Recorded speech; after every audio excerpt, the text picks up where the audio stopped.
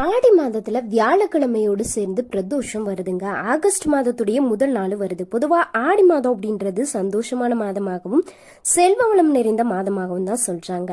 பிறவி தோஷம் நீங்கணும் அப்படின்னா பிரதோஷ நாளப்போ சிவபெருமான வழிபாடு செய்யணும் அப்படின்னு சாஸ்திரத்துல சொல்லப்பட்டிருக்கு. பிறவி தோஷம் எல்லாம் நீங்கணும் அப்படின்னா அன்றைய தினம் சிவபெருமான் கோவிலுக்கு சென்று ஓம் நம சிவாய் அப்படின்ற மந்திரத்தை சிவபெருமானுடைய ஆலயத்துல அமர்ந்து சொல்லணும். வியாழக்கிழமை குரு பகவானுக்கு உகந்த நாளாகவும் குபேரனுக்கு உகந்த நாளாகவும் இருக்கு. குரு திசை நடக்கிறவங்க, ஜாதக கட்டத்துல குரு தோஷம் நடக்கிறவங்க எல்லாம் அன்றைய தினம் பிரதோஷ வழிபாடு செஞ்சா ரொம்பவே நல்லது.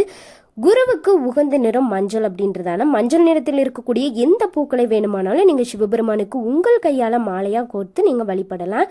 குரு பகவானுடைய அருள் இதனால பரிபூர்ணமா உங்களுக்கு கிடைக்கும்.